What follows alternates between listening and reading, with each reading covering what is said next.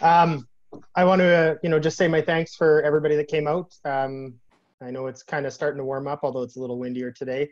But it's nice of you guys to come and check out kind of what I have to say about the Regina Thunder passing game and where we're at with that. Just to reiterate what Dave said, if you have any questions, especially pertaining to the slides, don't be afraid to ask. Like, really don't be afraid to ask. One of the things we talked about even before, just him and I, was that at times, specifically, it seems like, whether it's just us as Canadians or what it is, we just want to be polite, and don't be polite here. I'm not a very polite guy either. So feel free to ask any question that you want, especially if it pertains to that. And then after, I'll give you guys some time if you have or need anything else answered, and see if I can do that. How the presentation is going to be structured. I have a PowerPoint. It's about, I don't know, 15 slides, 14 or 15 slides. It's got, starts kind of just like every presentation slide does, or stack does usually, just kind of talks about my philosophy, the Regina Thunder offensive philosophy in particular, some of the things that have influenced me. And then I'll just get into quickly kind of the day-to-day, how our week looks when we're in season. So some of the things that we think about in terms of putting together a offensive weekly package or install package for us. Okay, get a little bit in depth, but not too bad. And then of course, if you guys want to see plays or do some stuff, I have a little bit of that built in, but if you want to see some of that stuff, we can do that after. Following that, I just have a few kind of plays that I pulled up specifically from the playoff game. Again, I was talking to Dave before, and there's not a lot of highlights actually. I'm going to talk about kind of, some of the mistakes actually that I think that I made specifically, and how I can learn from them, because I believe coaching is a constant. We're in a constant state of trying to learn and get better, myself included, like you all are listening to me today. So we can talk about that and where some of the errors were, and some of the ways that we're going to try to be better as a team with Regina Thunder. Anyway, and then time for questions. I'll get into the slide thing here. Let me just share my screen.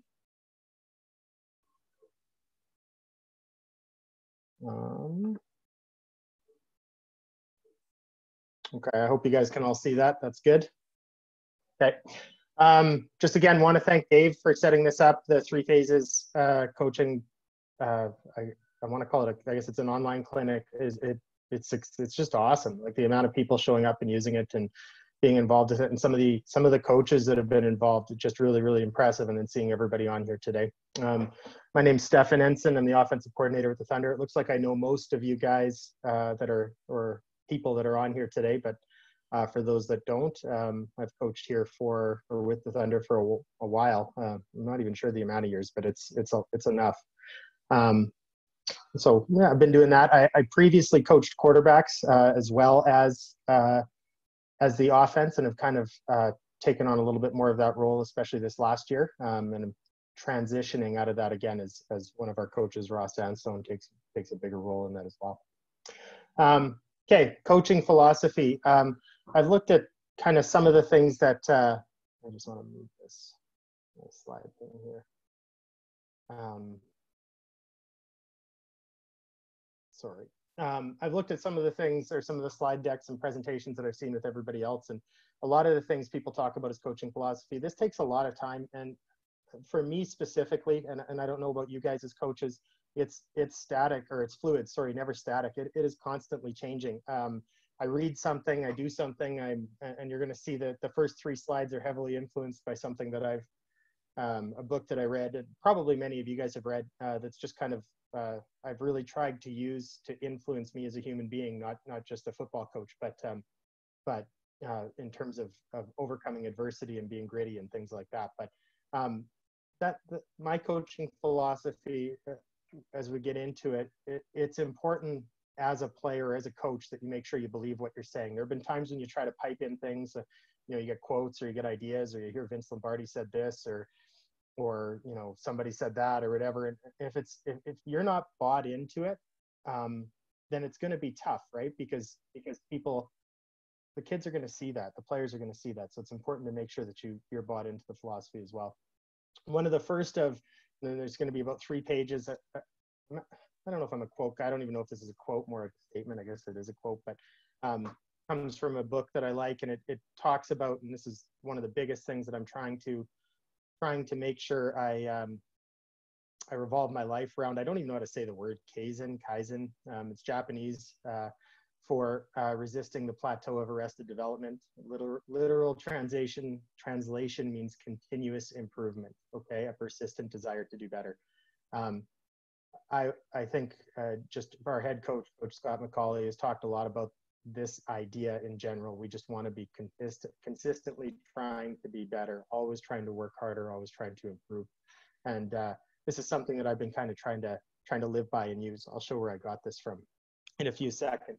Our offense, our team has many pillars, 5 of them, potentially less this year. We're looking at how that is structured, but 2 of them that I really believe in. I believe in them all, but specifically gritty and aggressive, or grit and aggressive. They're pillars for our football team. We want to make sure as an offense we create and take chances. I believe everybody has something like that, probably.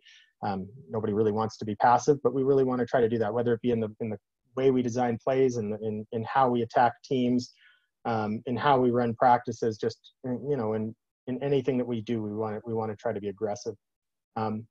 Grit is an interesting word. When I first came across it a few years ago, and it's an overused word probably, but I don't know if it's overused. I really like it. But I always kind of associated grit with like physical toughness, I guess. Like that guy's gritty, or that person's gritty. And I'm not so sure that that's how, I think that's part of it, but I don't know that that's how I know it's not how I associate it right now. So a couple of kind of statements that I have on it. If you want to be grittier, find a gritty culture and join it. It's pretty simple. If you're a leader and you want the people in your organization to be grittier, you got to create a gritty culture.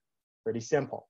And grit has 2 components, and these are the 2 that I really like: passion and perseverance. The consistent pattern and perseverance scores more often, topping passion scores. So this is all coming from a book that talks specifically about grit, called Grit by Angela Duckworth. We'll talk about it in a second.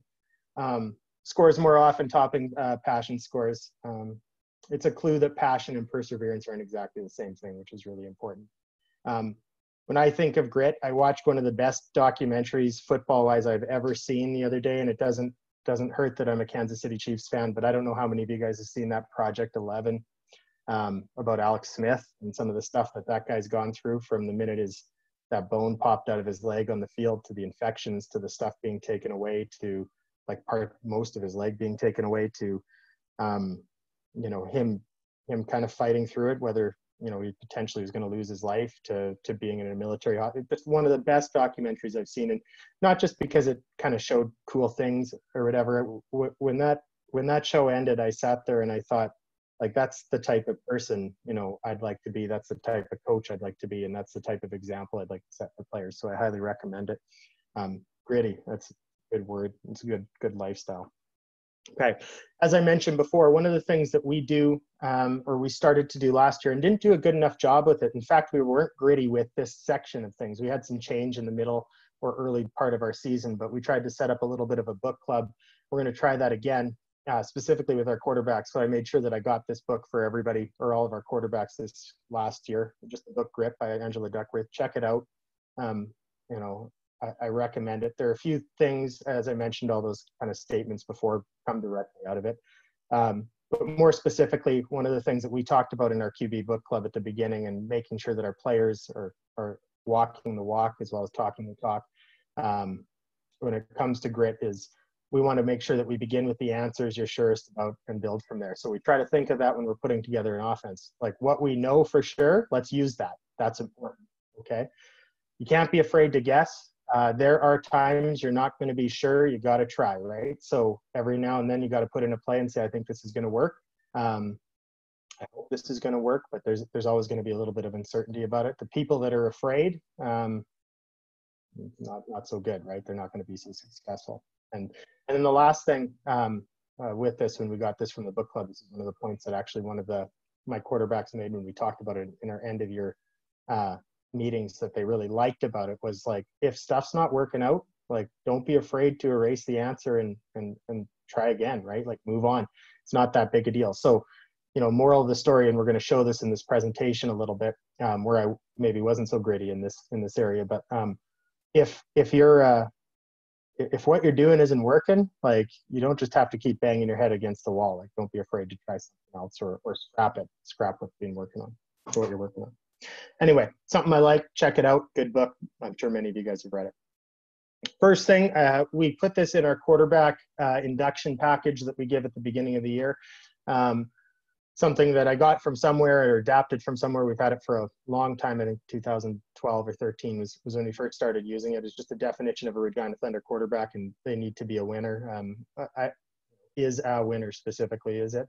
So is always on time for practice, says the right things about coaches and teammates, allows himself to be coachable, and always gives it his all at practice. Wears their team uniform with pride, is a leader in the offseason, never degrades the offensive line. And this has been changed to really just everybody. We're not for any of that out of our leaders. Never takes the easy way out. Easy to say, hard to do, as we know. Eagerly watches and makes notes during film, on film during the week, and realizes the responsibility that comes with playing the quarterback position. Okay. All of these little things are just, you know, it helps create a mindset at the beginning of the year, the type of players and team that you want to have, right? So never a bad idea to create some of that stuff. And while you guys have time, you can take this if you like. I probably took a lot of it from somewhere. So don't be afraid to do that. But never a bad idea to do this while you have time, right? So make sure you have focus on what you have and where you are. Okay, couple of my thoughts as we get moving on. Few things right off the bat before we get into the day-to-day of a weekly install. When you're putting together a playbook, so everybody does this at the beginning of the year, but some of you that are either just getting into coaching or maybe moving to a new team or a new position coaching specifically, when I think of offense, one of the big things that comes up specifically in offense is the nomenclature, the verbiage that you use for offense. So there's a few things that I thought about when I first started putting together my playbook years and years, and I've had lots of help from a lot of people that are in this group and most of you guys, as you can see from the PowerPoint, my editing skills are limited. So it's, in general, my grammar skills are limited. So it's good you always want to make sure you have people checking things over and doing that as well. But words versus numbers, you know, whether you want to structure it, we use words for most of our terminology. There's numbers for certain things as well. But you know, the traditional like passing route tree with numbers, is that what you want to use, or do you want to use words? What are the pros and cons to it? We just found that no matter what with a number tree, you seem to need to add words somewhere, somehow, right? Because you run out of single digit numbers. I guess you could do it in a different way, but we're a word-based pass route labeling team. I always want you to think about being as concise as possible. I don't want you to be scared of having long plays. Everybody, me included, likes sounding like John Gruden and some of those, like, I don't know, it's just kind of neat, right? When you have those long West Coast offense play names or whatever. When I say concise as possible, it also doesn't mean that, you know, you need to say like play one is just called the number one or something like that. Like, you probably need a little bit more than that. And if you don't, that's great. But always trying to be concise as possible, or as concise as you can, is a good thing and something to think about. And this comes from editing, right? And going over it and over it. Rhythm and flow is important. How the words are called, how they're said by the quarterback or the players. You want to make sure that there's a little bit of flow and consistency is the last thing into what you're doing. Okay, so when you're essentially creating a language for your offensive playbook, you want to think about those things. And I would imagine defensive playbooks are similar.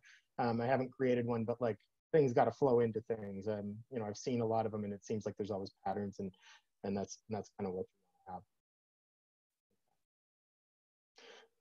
So a few things I want to talk about, and I'm going to, I think what I'm going to do is go just kind of through the slides, and then what I'll do is I'll jump to Huddle and show some of these things online, so you guys get a better chance to visualize them. Our number one responsibility, so if not number one responsibility, but the minute our game ends, if we play a Sunday game, that night, once film's uploaded for us, and whenever your film is uploaded, all the coaches, you can see them, they're either running home or they're doing it at the Thunder Clubhouse. We're just entering data, right? Like, we have data responsibilities as part of our coaching responsibility. So one of the things that we've learned, and we have a pretty big staff, is, and I'm not always as good as I should be at this, but we need to make sure you delegate responsibilities to everybody, and that includes data entry. Okay, it's not fun, but it's super necessary. You just can't put together an offense these days if you're not using the metrics and the capabilities of Huddle to help solve patterns and do things, or whatever program that you use for your film. Then you're just not doing it, as much as everybody else is, right? So data entry is important. On our team, we do it. We have different responsibilities for different people. So our offensive line coaches, specifically, this last year was Matt Halbawaks. His job was to enter the defensive front information. So that includes, however we decide to label the different fronts that we see and the different techniques that we're going against. And at times we've had that just be the only responsibility, essentially front and stunts, things like that. But we also had him do some of the blitz stuff as well this year, which I found was good. It gave him that double responsibility. He was willing to do it, and it helped with some of our meetings later on in our protections. I would recommend that that's something that you guys do as well. Wide receiver coaches enter the coverage information. So the shell, what coverage it ends up being, and then any notes or drawings or anything else that you need for that as well. And then what we do is the other coaches that we have, there's a few other areas that we label as well, but the other coaches do the data for the other games in division. So for us in the PFC, there's going to be 2 other games each week. And you don't want to come to, playing a new team in week 6 and you haven't seen them before and you got no data entered on them, right? That's a sucky week. That's happened to us before. So, it's not always the most, and it's tough. It's not always the most rewarding thing, or it doesn't feel rewarding when everybody else is working on, the stuff that you're doing and you got to be entering that other game's data, but it's just as important. In fact, at times even more important. If you don't have that information ready to go, I'm telling you, you're just not going to be ready for the week. At least I won't be the number of hours that we have. So other coaches will do that. We divvy that up as well. And for us, we're pretty specific. If we play Sunday, we have a film breakdown Monday where we've gone through all of our film from the game before and maybe talk a little bit about the upcoming week. And then we have an off day the next day. So that's usually a Tuesday. All the other film needs to be ready for the beginning of that off day. And that's when I can start analyzing the data, going through it and all that. So it's a lot of work and heavy turnaround, and I'm sure all of you guys do something similar to this, but just making sure that it's organized that way. That's how we would do it. Data entry really important. Okay, next step that we do, and again I'll show you this Huddle for us, but there's lots of other programs. The ability to create reports is the most important thing. One of the most important things I use when I'm starting to put together a game plan. If you don't understand what you're seeing or start to see the patterns of what defenses are doing and how they're reacting to different things, then you're going to be in trouble. So if you don't have enough data entered, then you can't run reports. You got to make sure all that's entered to run the reports. And then the 2 things we look at from a scientific perspective, for sure, and I really do think about this often, is the data valid? Okay, so are we measuring what we want to measure? Are we finding out what we want to find out? So do we have the correct data or the right data, or are we entering the right things in our reports to get the information that we want? So if we want score zone coverage on first down versus cluster formation to the boundary, we have that information, right? Do we have enough of it to run a valid test, right? So that's important. And then the other thing is it reliable? So reliability to me, in this case, simply means is it consistent, okay? So what is the percentage of times they're running or doing what we say we're doing, that we can maybe start to form a pattern, okay? So valid and reliable. So for example, are they in a 65% high match coverage versus by 2 field, okay? So can we start to find a pattern that we're going to see this versus this? You can get as in-depth as you want. Some coaches and teams will probably be quite a bit more in-depth than what we do, and some not so much. So it's just kind of whatever you need. It's important to build your game plan based on this information, but it's got to be information you feel is important. So you can get hung up in all the millions of different reports you can run and all that stuff, and you just don't have enough time to do all that. So there's only so much time in a week. So you know, find what works for you and what gives you the information you need. And just, I just always, I actually do think about these things. Like, so I'll sit there and I'll be like, is it valid and is it reliable? Like each week, is what I'm doing like worth what we're doing it for? Is it worth spending the time? And if it's not, then just check it and see if you can guess and test or ask other people or figure it out that way. Okay, so just a picture of what things look like in Huddle. And all this is, I don't know if you guys can see this, but if not, I'll show you some Huddle stuff as well.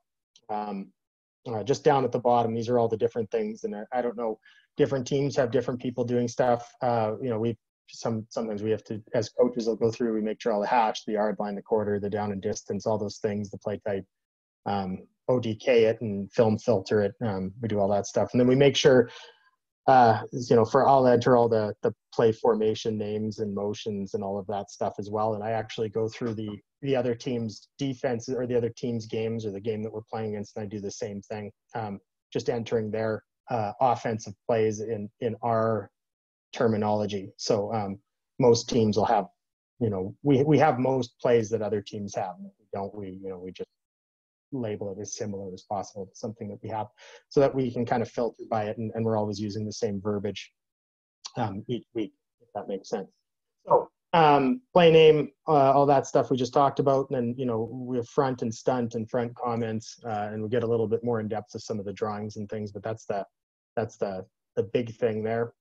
And then when we label our blitzes, you know, we just have a number, lettering system that that helps us understand where things are going and how they're working. So an M1 just means the Mike linebacker is going to 1, which is the bound inside a gap for us. And then there's a blitz comment section. We'll either make comments in there or we'll put it as a drawing in some of the plays and make sure that we have it ready, whatever extra things we need for it or notes for it. And then if we're running some coverage stuff, you know, we'll have it labeled however we want to label it on the coverage section, and then comments inside it. And all that data's got to be entered. Takes time, but it's not so bad.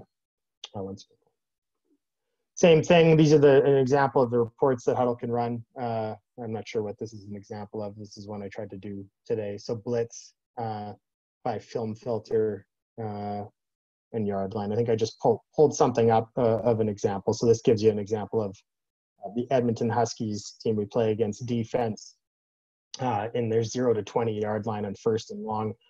These are the fronts that we saw in this one game that we looked at, and these are the blitzes we saw out of the fronts. And you can get it more in detail with that stuff as well. And then what you do is you just start to create patterns and you log this data as much as you can. Okay, in terms of passing install, how do we think and what do we do? It starts up front.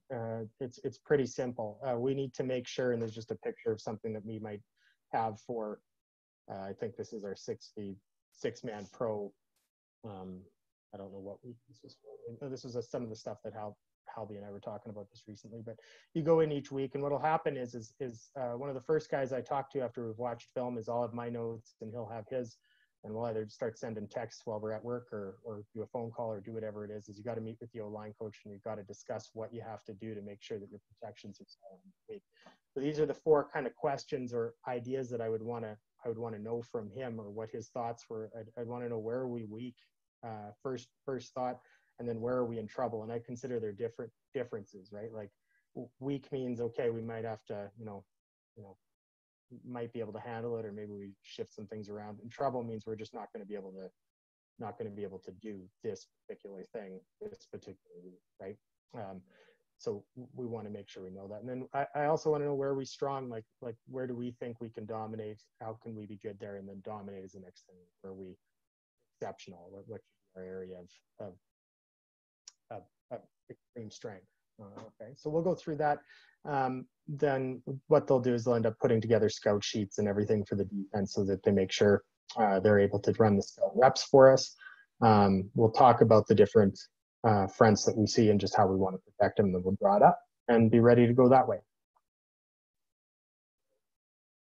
Next thing that I think about are in terms of pass install is formations. So originally when I talked to Dave, I was actually just going to do something on just formations. And I kind of just ended up, as I usually do, I started looking at other things and doing other things, and I started to see I wanted to be a little bit more, a few more things that I could add into it. So more of a generalized thunder thing here. But when we start putting in our new formations each week, and we'll always run our 3x2 and our 2x3 and our 4x1, like those will be there.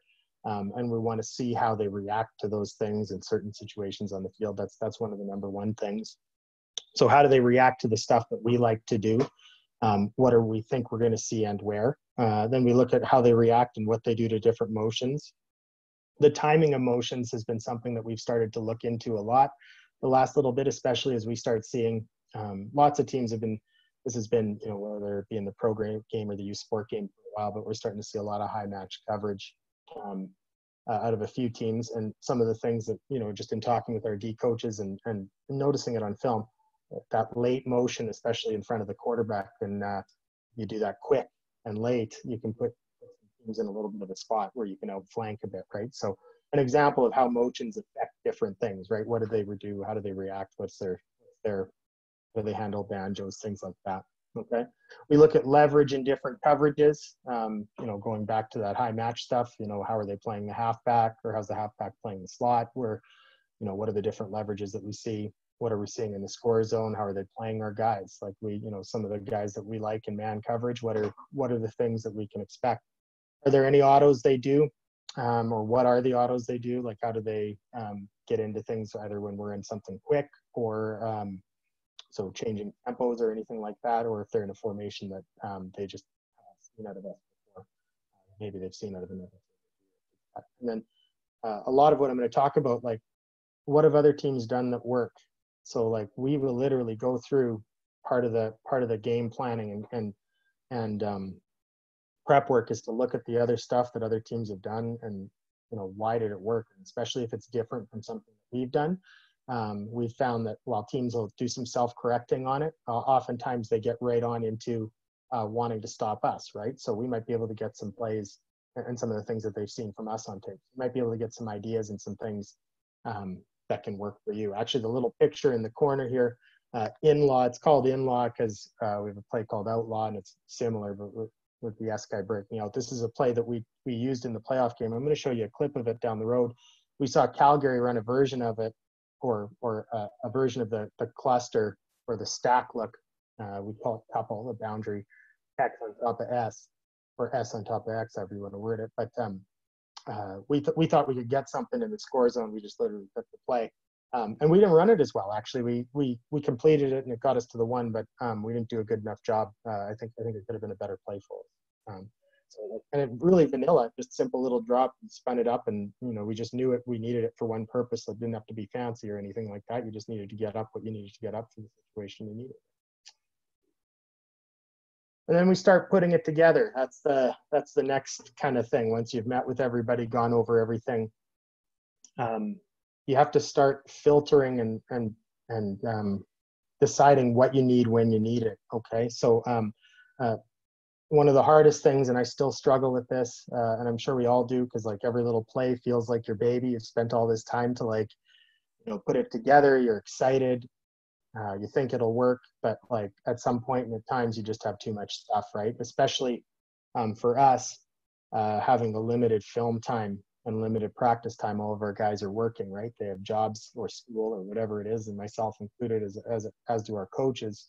We're playing football because we want to be playing football, but at some point, you know, you need to understand that you just can't do everything that you want at times. So you got to learn to cut out what you might not have time for, or B, what might not be necessarily working out or as efficient as it could be.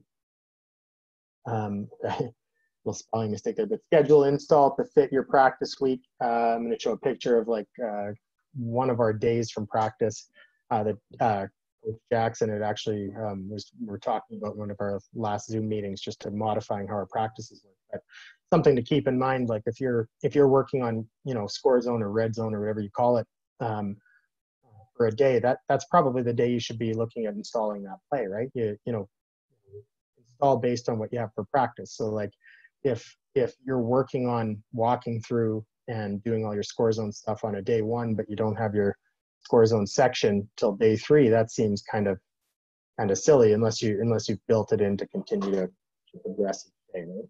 So just make sure that it fits into your practice week. I believe in that for position coach stuff as well. I talk with our running back coach all the time about bags and things like that, and just like, and I think of this when I'm coaching the quarterbacks, and have gotten into that trap of just consistently doing, similar things over and over and over again, right? Focusing on other things, just because you get into those ruts or those things as well.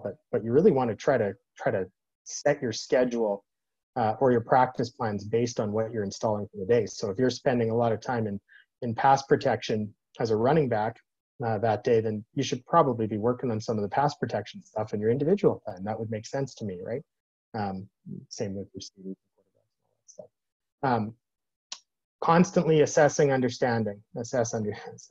Constantly assessing understanding is really, really important. In fact, most of this off season, we lost our last playoff game and didn't kind of get it going. We had a decent second half, but certainly sputtered, especially at scoring points, which is what our number one job is, in the first half, and I think put ourselves in a bit of a spot. And I think after looking at it, one of the things that happened is based on our install, it wasn't too much, it wasn't too little, it was the right amount. But I didn't do a good job of assessing and making sure that our quarterback and the rest of our team understood what we were putting in. And that's not easy. Just because I understand it or just because our running back and receiver coaches understand it doesn't mean that our players do, right? So you need to constantly be doing that. The other thing that I found is that specifically my age group, we're coaching 17 to 22-year-olds or 21-year-olds or whatever. And like they're men, we expect them to be men, but like it's hard at times it's hard as an old guy now myself to, admit that you're maybe not grasping something right away, right? So at times you're going to get and I think we've all been there, like, yeah, I got it, coach, or yeah, I got it.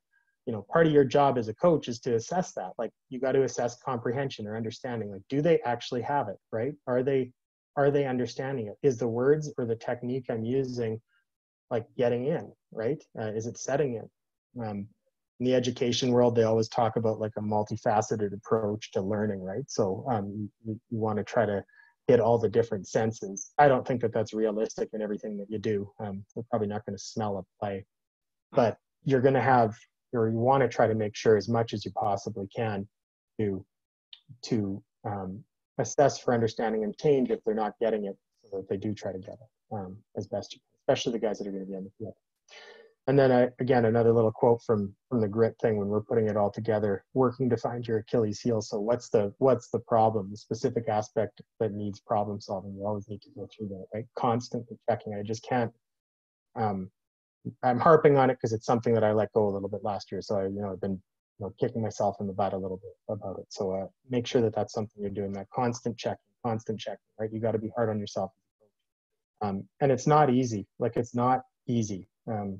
No other way to put it. So you need to make sure that you're doing that. Okay. Keep going to that book, obviously. Sorry.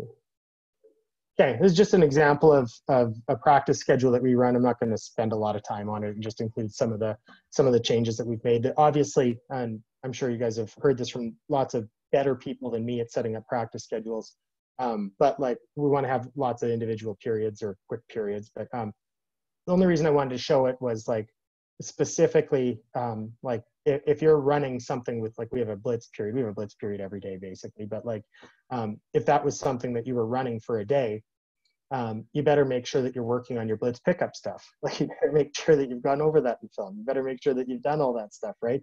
You spent some of your indie time, if that's an area that you're not, our quarterbacks understand whatever they need to understand about the certain protections, if they do need to understand things, O-line, D-line, things like that. So gearing your practice time and your install time to what you have in a specific practice is important. And again, like, easy to say, but like, I don't know that it's as easy to do, right? I think that sometimes separates the really, really good coaches, because some of the guys that I've had an opportunity to be around that have been kind of higher level coaches, they seem to be really, really good at doing this, prioritizing what they need to do in their practice schedule, guys that really break it down into specific times and chunks, good at organization. So make sure you're looking into that.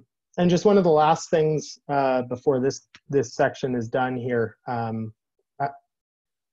Coach Stusek, Jeff Stusek, I don't know if I think he was potentially put on here. He got me a few years ago, long before he's with the Rams now. And, you know, one of the things that he said when he was kind of first talking to me and helping go through my playbook and be like, hey, you know, words don't make any sense. But one of the things that he said was like, you need to start having coaches sheets, okay? And why do you need coaches sheets? Well, they help with communication. It's breaking down plays even more into coaching points for players. And I'm going to show you guys a couple of them, at least how I have them structured, some simpler ones or whatever that if you wanted to use, could, or just use the idea.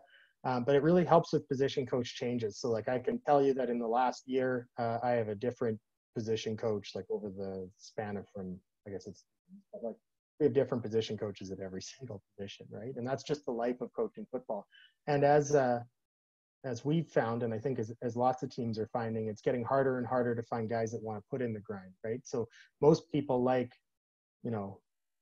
games, you know, like the thrill of being on the field and all that stuff. Not a lot of people really love putting in HM for high match 30 times in a row on a data sheet, right? But that's part of coaching too. So when you're having turnover and things like that, having these coaches sheets, if you're somebody that's putting together an offense or a defense or special teams or whatever, can really help with the verbiage for some of those things. I have a bunch of them, and at times I forgot to pass them out. So and then it helps ensure consistent language and points of emphasis are used. Okay, the last thing that I just want to think of, and I don't know if this is controversial or not. Years and years and years ago when I was, a lot thinner, or not that much thinner, unfortunately, but like I played quarterback for a while. And so I've always kind of believed that when you're installing an offense, it was easier for me to think about, putting it through the quarterback's perspective. But I believe more and more and more that this is true. Okay. So whether you're an offensive line guy or a guy that came from coaching linebackers and is running an offense and have lots of ideas, it doesn't really matter. When you're installing plays and when you're putting together specifically a pass game, but I think really an offense, the number one thing is that you want to make sure that you're installing through the eyes of the quarterback, okay? Because that's the person that's going to be controlling. It really is. And on successful teams, most of them have a pretty decent quarterback. That's not always easy to do, okay? Because it's not, like, just note that it's not through the eyes of the offensive coordinator, right? It's through the eyes of the quarterback, okay? You need to understand what they can do and what they can't do. So our quarterback last year, Blake Shirley, good quarterback, really, really good player, great year. Statistically was fantastic, excellent leader. I think the world of this guy. And we've had a lot of quarterbacks that I think the world of. They're just really good QBs at the Regina Thunder. I've been lucky enough to have them recruit them, and we have an opportunity to coach them coming up as well. But you have to kind of be flexible in what you're doing. So at times when I've had some more mobile quarterbacks. I think I saw Jaden Marwick in on this as well. He was one of the guys that I coached years ago. That guy could throw from the pocket, but he could also move a little bit. So you'd let him move, right? So you run some of that zone read stuff and you spend some time on it, booting the guy out of the pocket. And you got a guy that's not going to be able to get out of the pocket so much, then don't do that, right? If you like doing it, it doesn't really matter. It's the eyes of the quarterback. What can they do and what are they seeing? Like where do they excel? Are they good at the quick game? Are they good at whatever? And like, it's okay to tell them this. Like, you're not, most of them know. And if they don't know, it's good to have a little self-awareness check. So if a guy thinks that he runs a 4.5 40, it can break contain, but really he runs a 5.5 and is slow, you can let him know, like, this is not a strength, right? We want to play to some of your strengths. We're going to try to improve the weaknesses. That's part of being gritty. But like, at some point, you still have to install based on strengths, and it's okay to be honest. This is not as easy as it sounds either, okay? Most people tend to do it in a laughing way. I do as well. But like, at some point, sometimes you need to make sure that you're understanding what the quarterback likes. This only comes through conversations with them, and sometimes conversations that are in depth, right? That are kind of those, man-to-man convos or whatever, where where you learn about them, what they like, what they don't like, how they feel about things, what they like in pressure situations. You want to try to be in that spot, because they're the most important guys in the sense that they're going to be holding onto the ball every play. Okay, other positions are very important, but these are the guys that are going to be running. So you want to make sure you do that, and that's kind of something that I do. Okay, let me just stop the share for a second. Dave, I don't know, was there any questions from anybody? It was about 40 minutes or so that anybody had based on any of that stuff, or are we good? We're good at this point. And coaches, if there are any questions, as Coach Endsin is bringing up the film, you can type them in quickly during the transition. And if not, we'll hit them later.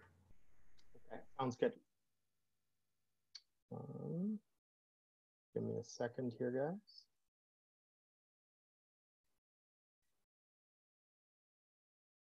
Okay. So just the first things that I'm going to show here. Let me just zoom in. Just how I structure some of the play sheets and things. For those of you that are interested in like how our playbook is put together. This is just an example of a sheet that I use for some of our receiver in the backfield terminology. So like whatever you guys name it doesn't really matter. These are some of the things that we do: sting, scat, stock, and how they're put together. The more you can put on a page, obviously the better. And I found obviously the more pictures you can associate with them seems to be, whether you have the writing there, then you're going to talk to them about it, then you're going to show it to them on film, and you have some pictures there as well. Guys tend to get it a little bit. Most of them get it by doing it through walkthrough the most, right? That's how they remember it. That just seems to be how players learn, but they don't all, right? So make sure you do that. That's an example of something that we use, and just you just create your own template and do it at a Playmaker or whatever, and then PDF it, and you should be in good shape. The next one is just, this is an example of that coach's notes page that I use. So this is actually an older one, terminology that we still actually use it quite a bit, but we've changed a little bit of it, but I thought I'd show. So the idea behind it is one of our zone read plays or read option plays. We used to call it an inside zone. It's actually a gap play.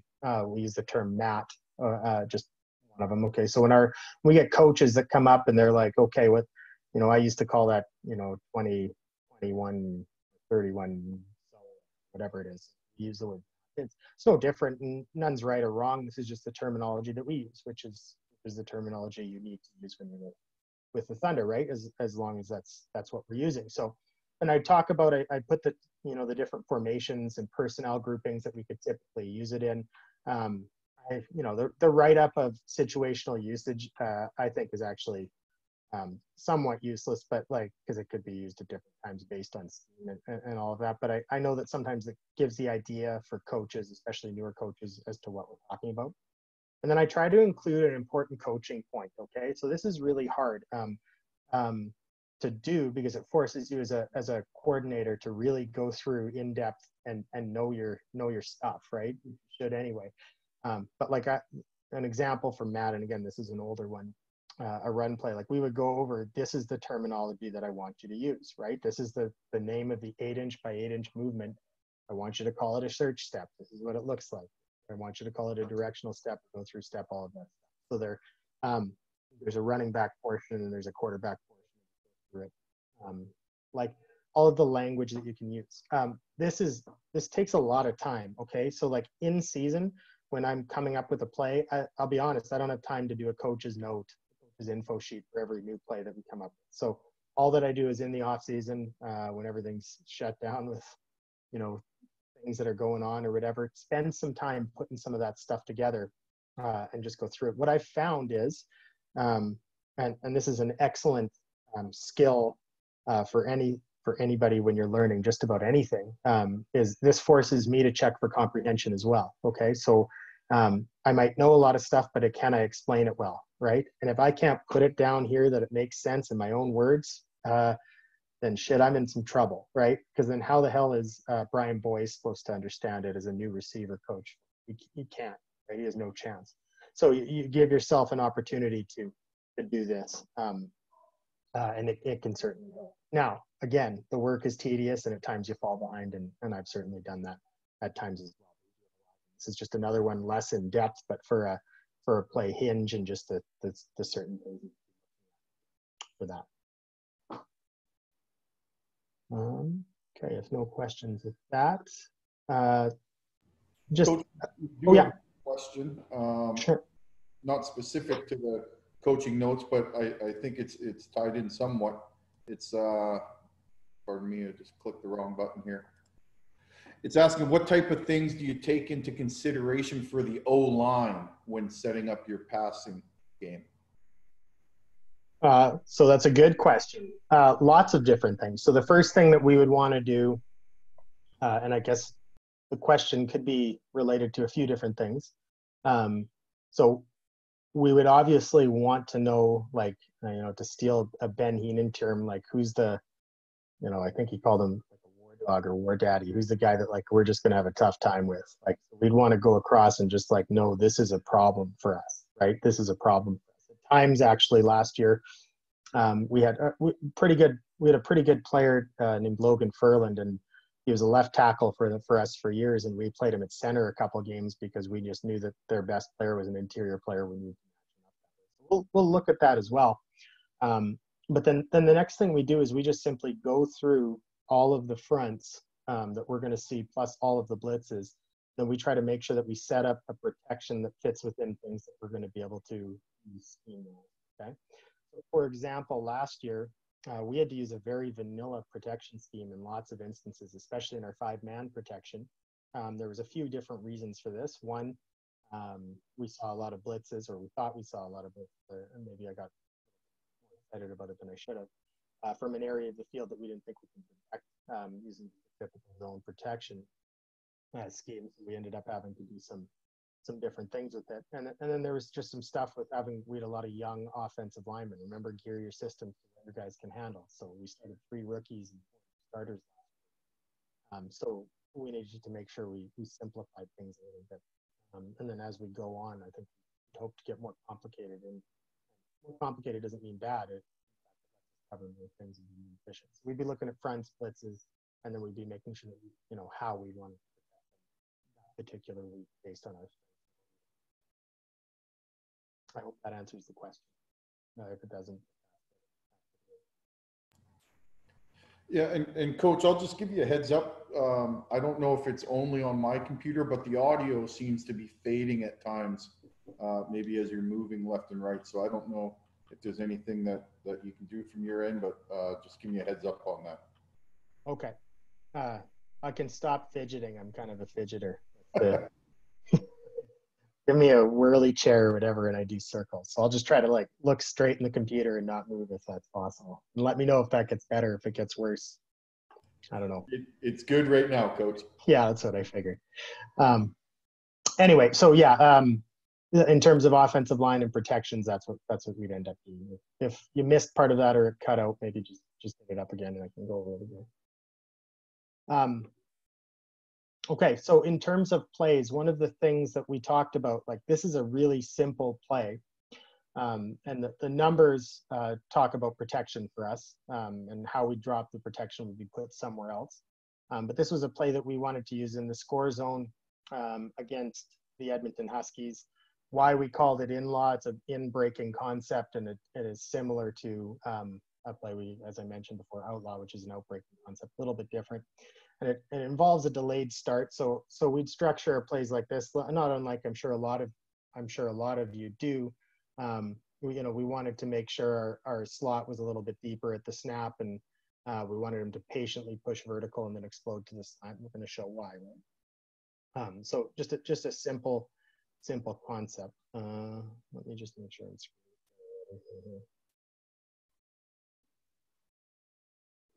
okay. So when we go to huddle, I'm going to give you just some examples of this. So maybe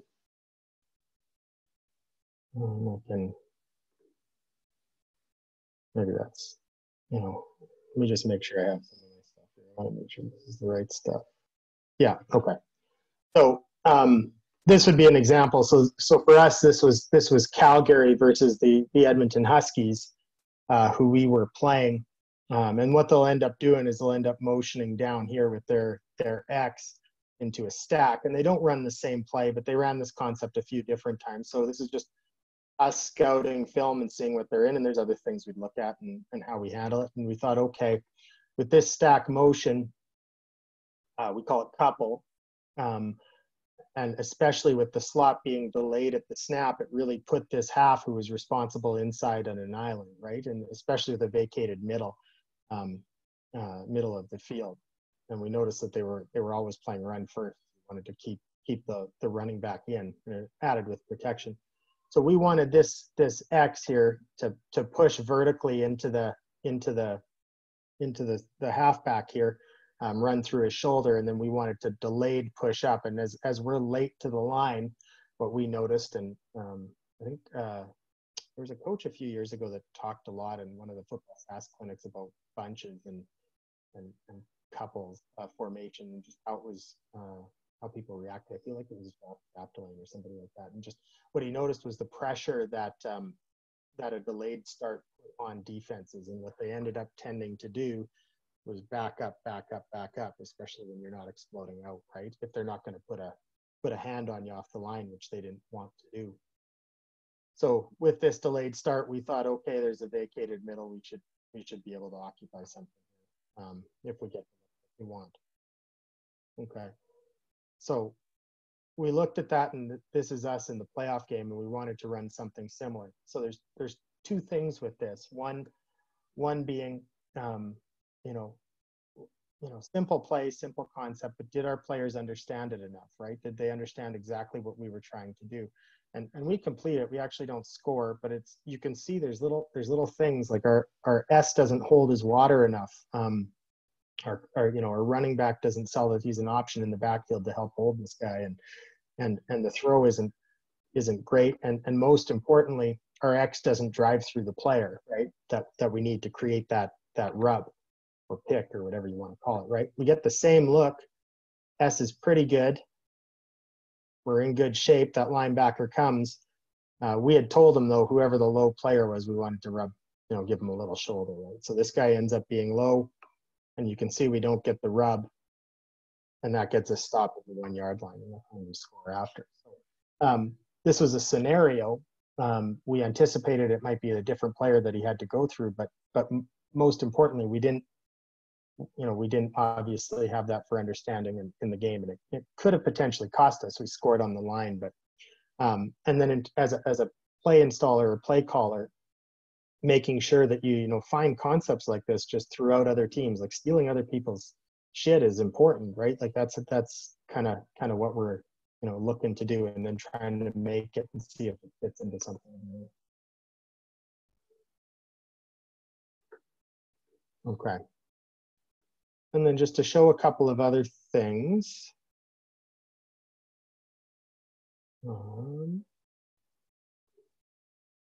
So just a couple other plays that we put in and that I can show you just for the week if you guys are interested in plays. This is a really, really simple play, but we liked it as a high match coverage beater. And I don't know, you guys have probably had somebody come in and talk about match coverage at some point, one of the clinics, I'm sure, and it just seems to be like, it's been around forever or whatever, but like, why do defenses play it? I mean, it's pretty simple. You can man on man guys vertically.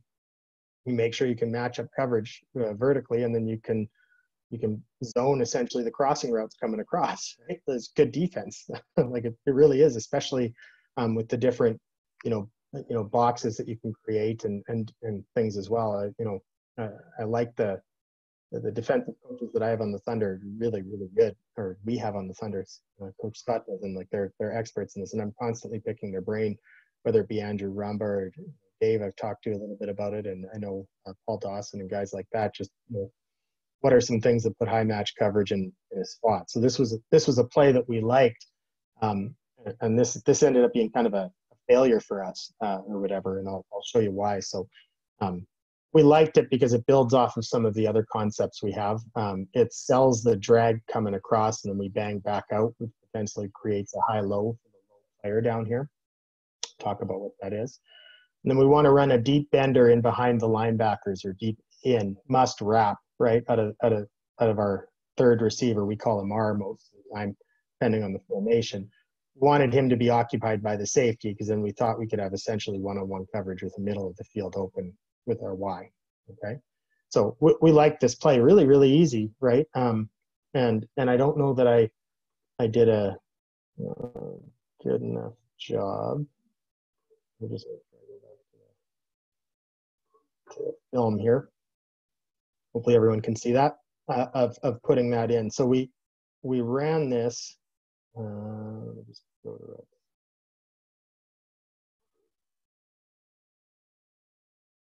A few times here.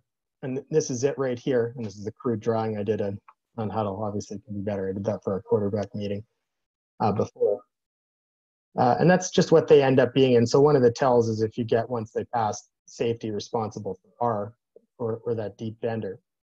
This drag coming in, and with nobody threatening out here, you're going to see the corner just continue to drop. And we end up with a two for one coverage. So the term we use is we want to burn the player or burn the route, whichever way you want to say it. But we're running routes that we want to try to get guys to cover them. Okay, so we're trying to burn the safety, burn the player with our R route coming across, and we're trying to burn this player here as well by selling the drag coming in and then banging it back out. Okay, we always talk about burning the play, and then with that we want to try to take a vacated spot. We want a middle of the field open. There are things with leverage in the halfback and him playing an inside leverage that makes it a little bit tougher for our slot. Our slot, Isaac Ford, is an absolute stud, good player, but he's also like really, really short. And we don't mind that position being that short. We really don't. At times, an inside release, although wanted, isn't always an option. So you need him to, or he might take best release, or we prefer inside. He's got a stack, he doesn't here. But as you see it go through, we get what we want. We get the safety burned, and we can see we probably have a good shot with a post over here, and we don't take it, and we end up coming back down to the smash with the burned corner. So what happened with this concept is, like, it's simple, and it doesn't matter what concept I show you. What ended up happening here was I didn't communicate it well enough with the quarterback what we were looking for. He just didn't quite understand. Because we had talked about both sides, and he wasn't able to hang enough with the post to see that was a touchdown, because I hadn't made it clear that that's really where we needed to be. He didn't believe it because he hadn't seen it enough. So we didn't give him a good enough look. So that's a coaching mistake, right? And it costs us a touchdown. And we ran the play a few times and he just wasn't able to see it. Okay. And then I pulled a lot, but really the last one, just for not to take everybody's time a ton.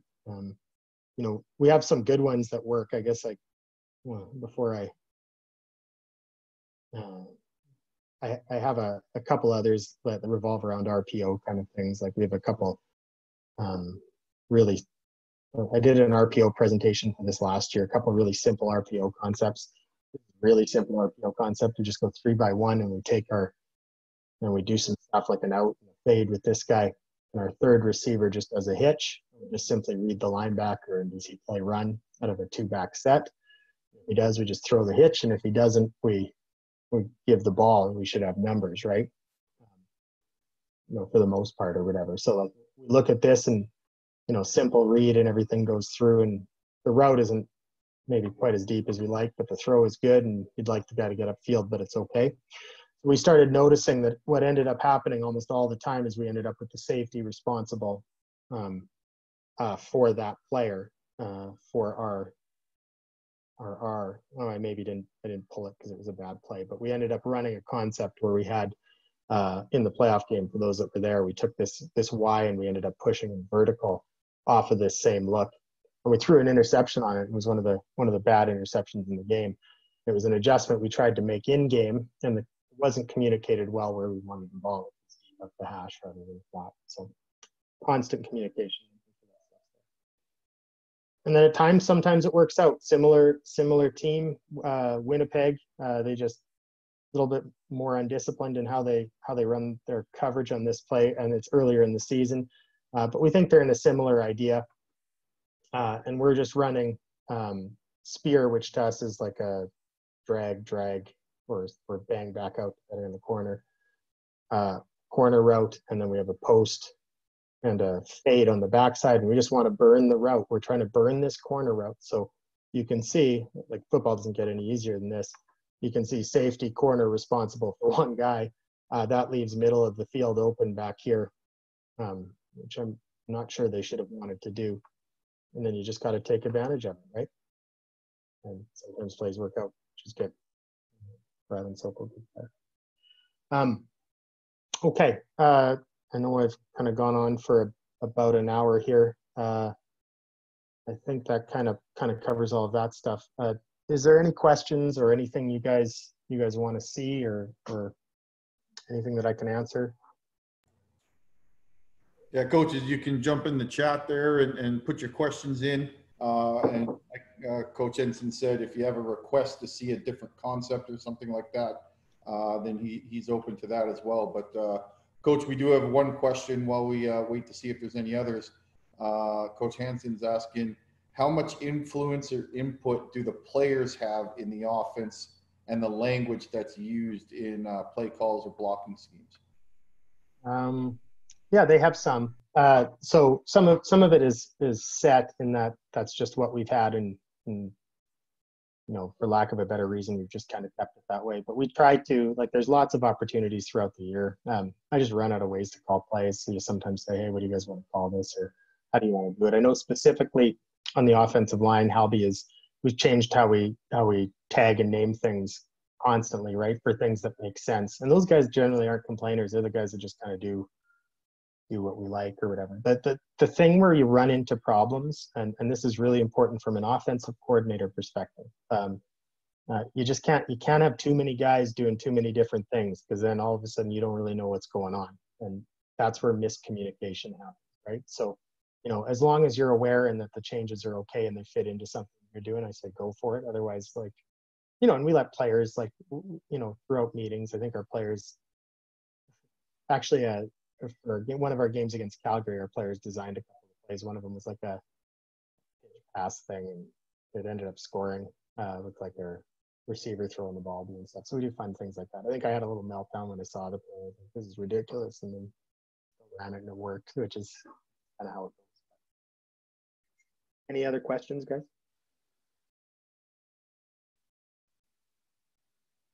I think I might be able to see the chat thing here, Dave.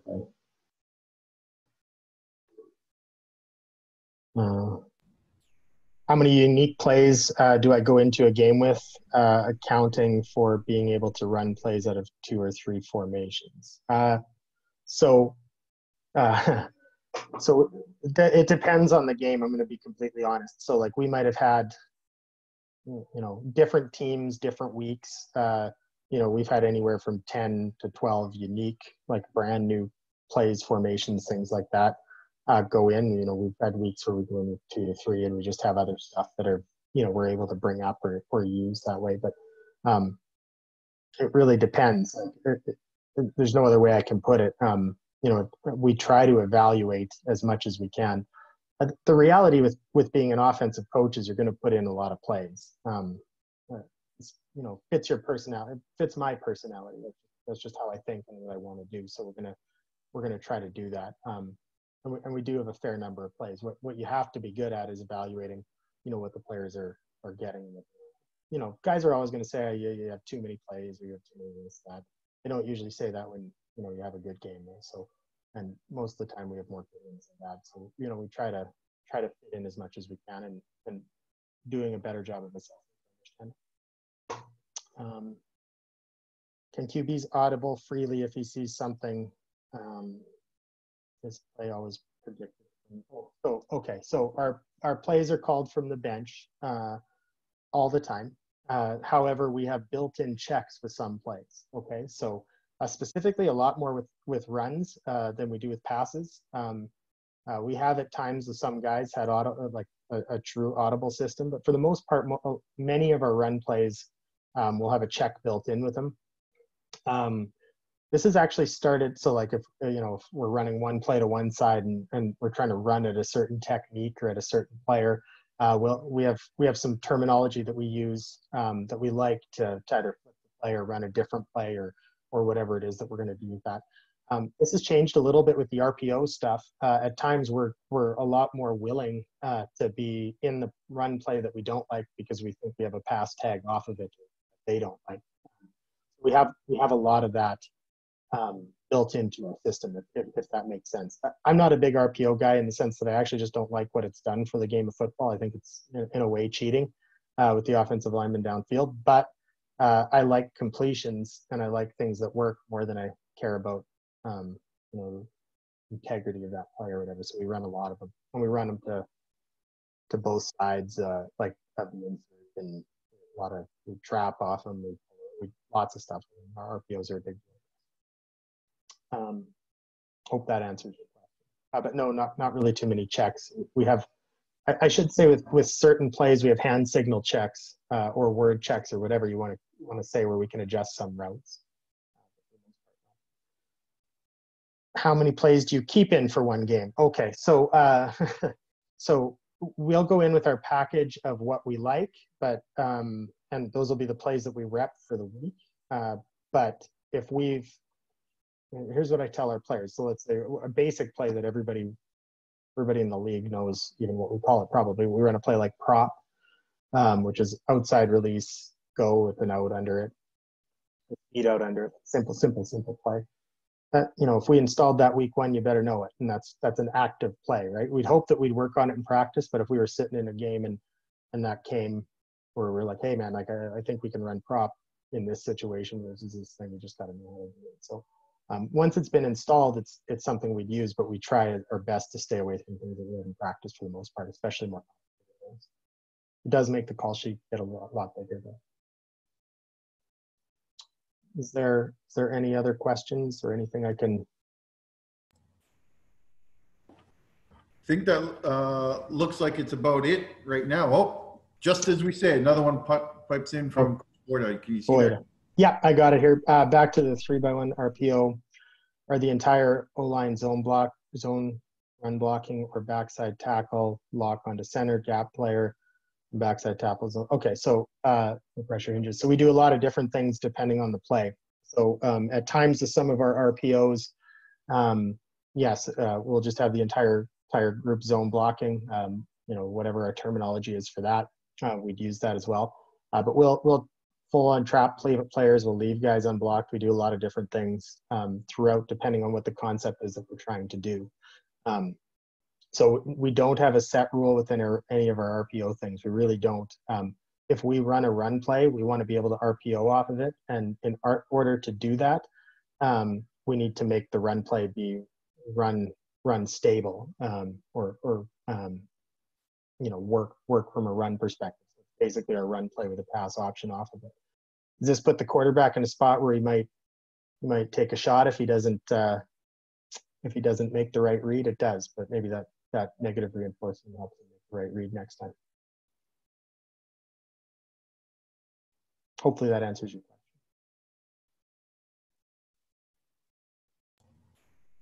Looks like it did, Coach. And I can, if you ever want to see some of that stuff, I can show some of those things.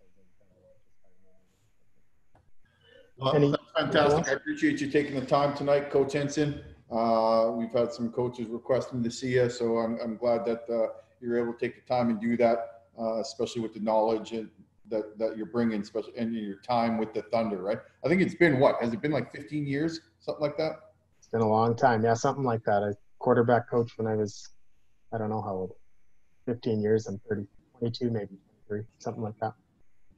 That's fantastic. But thanks again for that. And coaches, we'll be back next week with a couple of Coach Halls. So Coach Richie Hall and Coach Ryan Hall will both be back next week. And so until then, go ahead and check out that YouTube page, subscribe to it and share it with your coaches. Coach Endsin, thank you again, sir, and enjoy the rest of your night. I will.